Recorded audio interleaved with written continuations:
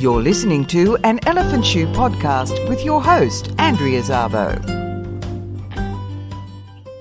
I'd like to welcome you to our Elephant Shoe podcast. Right now, I'm here with Maureen Daniels, more than just a retired psychologist. She's actually an amazing lady, and today we're going to be sharing our thoughts with you. Hello, Maureen. Welcome. And hello to you too, Andrea. Now, Maureen, since our last episode, which was on Nurture Nature, we have had a listener send an email in. So I'm going to read it, and perhaps we can answer the question, because this person does have a question. It just says, GC from the Gold Coast. Don't know if it's male or female, but let's get into the letter. It says, I have listened with interest to your episodes on the Elephant Shoe podcast, and in the last one you discussed the nature versus nurture concept. I hope you don't mind, but I have a question.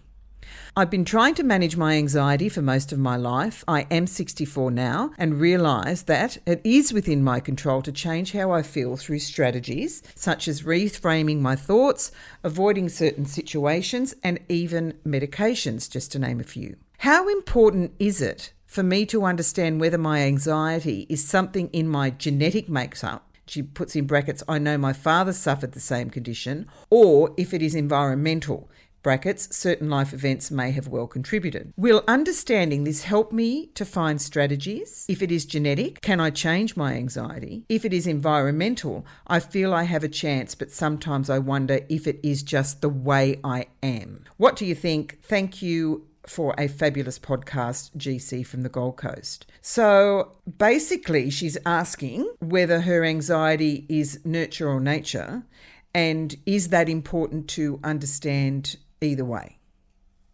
Firstly, I think she's to be congratulated on all the things that she's doing. She's been very proactive in her own management of her anxiety. And secondly, really when it comes down to nature and nurture, it would be very difficult to really prove, if you like, that it is nature. Even though her father had anxiety, it doesn't mean to say it was in his genes, so to speak. And also, as she's been growing up in an environment where her father was modelling, if you like, anxiety and how to deal with things or not deal with them, whatever. So it would be hard to really make a decision. Finding a source of anxiety also is important in the sense that it gives us a reference point to work with. However, whether it's nurture or nature, I don't think seems to be a major contributing factor. No, I think that's right. I think it's a moot point whether it is nature or nurture. It's interesting. What she's doing is treating the symptoms of anxiety, which is excellent, or how the anxiety is manifesting itself. But you've just touched on the other thing too. Are there other things, perhaps from her childhood or earlier events in her life, that are actually silently contributing to that? Well, that's what I wanted to talk about today.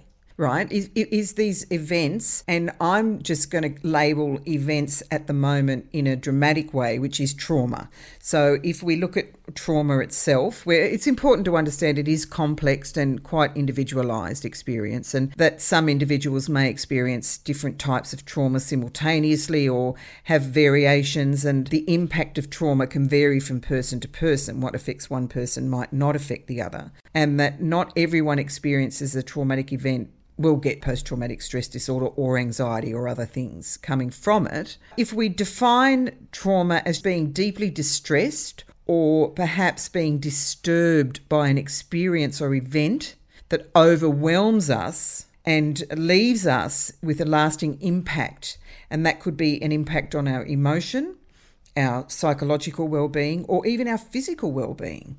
If we were to look at the traumas that we could possibly touch on today, because we don't go too in depth. So if we are looking at trauma, the acute trauma would have to be, that initial one-off event, perhaps like a car accident, natural disaster, or maybe an assault, or even witnessing a violent incident. And then we've got the chronic traumas, which are the ongoing traumas, perhaps like domestic violence or something like that, or even complex traumas from sexual abuse growing up. These are just small examples. Vicarious traumas are the ones that therapists and first responders, journalists even can experience. So they're watching something in front of them secondarily. However, it does have an impact.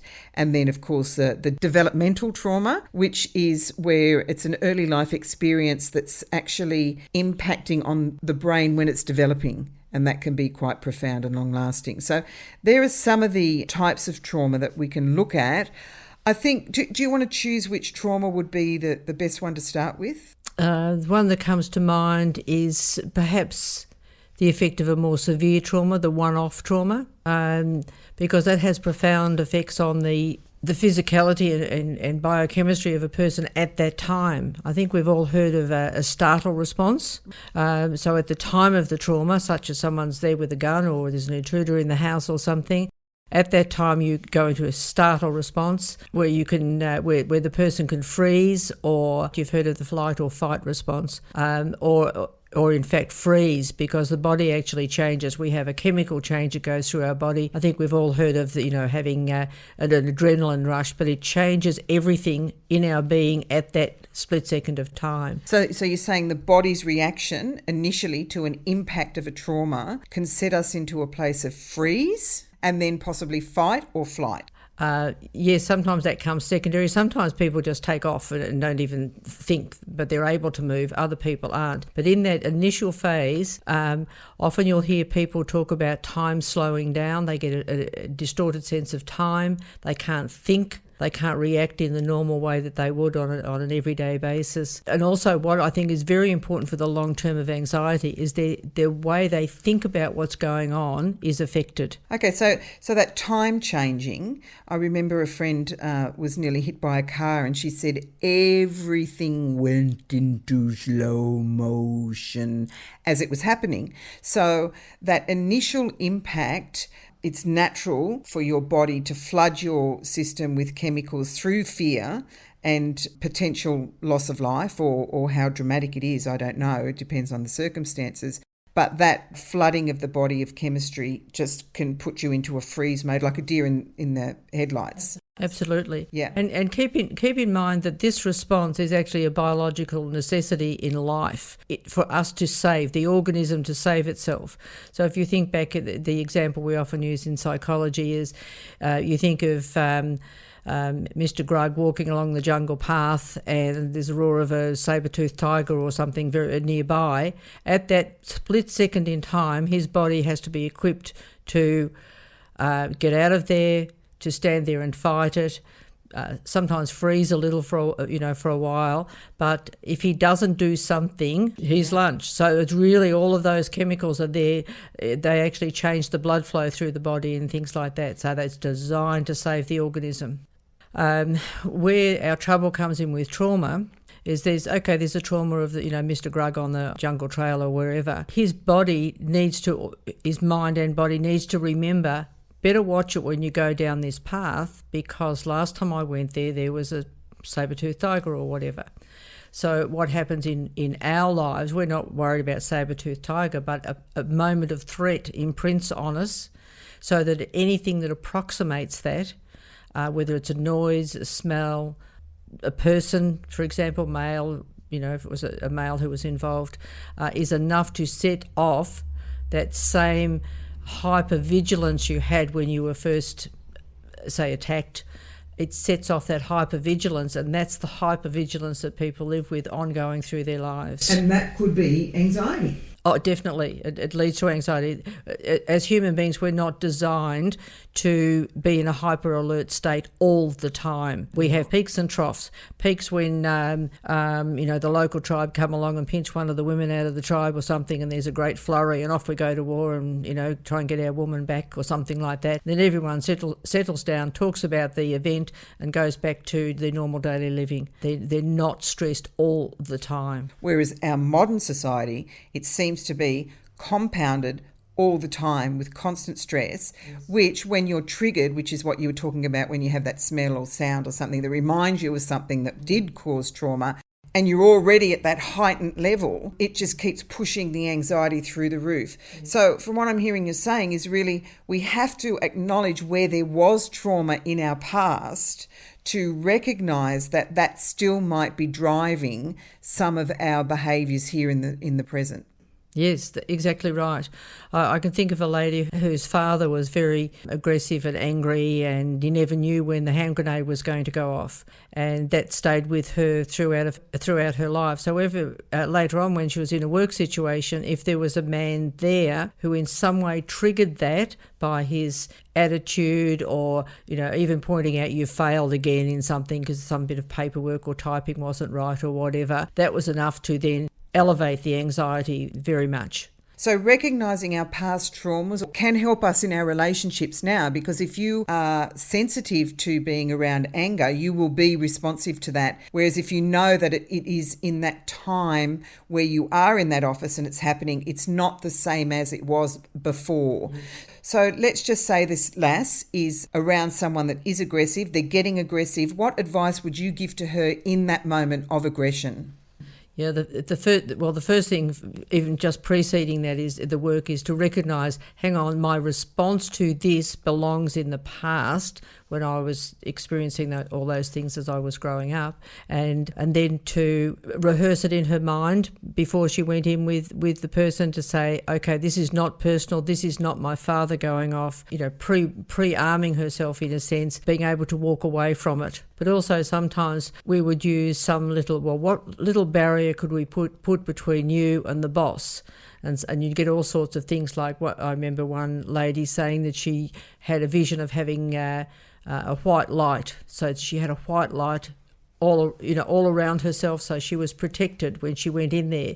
But in doing that, it actually makes her pre-arm to be ready for the, in inverted commas, assault. Mm-hmm. She's ready for it, but she's protected from it at the same time. She's not going in with her guard down and all of a sudden, bang, it hits her. So if your guard is down and all of a sudden, bang, I would sort of see that really just, as you said, remembering that this feeling is coming possibly amplified because of the past, and to stop and actually really assess where you are. Okay, I'm in my office, I'm wearing my red dress, I'm noticing the front door's there or the door's over there, and my desk is there, and I can hear Kathy in the background. Oh, that's right, I'm here, and he's just going off like a firecracker because that's what he does, and it's not personal. Rehearse it in her mind before she went in with the person, to say, okay, this is not personal, this is not my father going off, pre-arming herself in a sense.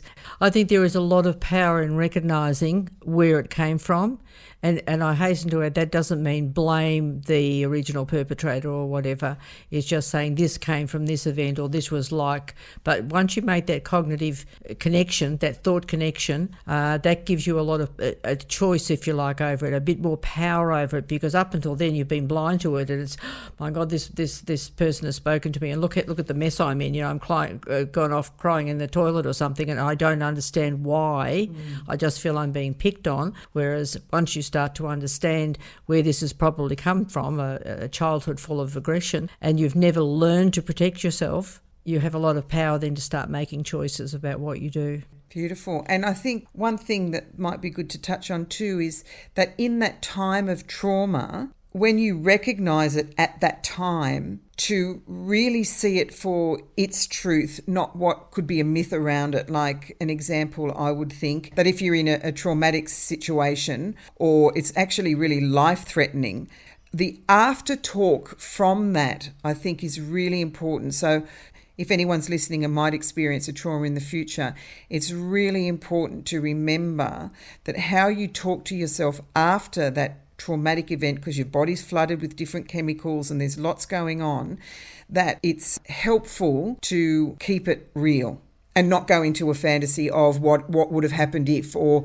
I could have died. Do you want to just elaborate on that a bit? If we go back to that situation when the assault or attempted whatever is taking place, one of the things that changes is because we're so paralysed, often quite paralysed, and can't move and can't do anything, and think we're going to die. Because we can't do anything, we think we are going to die. And some people actually say, I felt like I died at that time. And that becomes, if you like, a hidden script for them as events evolve afterwards. So that can become a bit of a mantra of, I could have died, I could be dead now. So that becomes a mantra that someone has to address over time so that they get a real script, a reorientation of what really happened rather than what could have happened. And also when people are actually talking with them, to make sure that they, I suppose in the first instance, take the opposite of that and minimise it by saying, it wasn't that bad, and play it down, or continually saying to the person, oh, that's terrible, you could have died, you could have died, you could have died.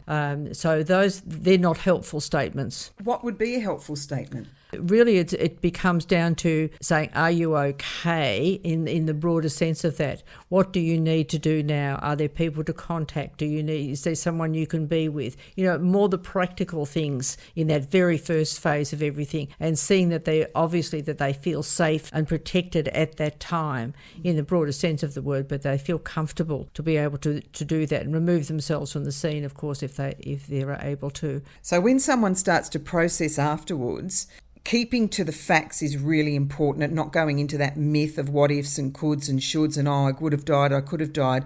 The bottom line is they came through the front door, I was sitting in the chair, and the one in the yellow jacket did this and the one in the red jacket did that. But keeping to the facts is really important in dealing with trauma in a healthy way.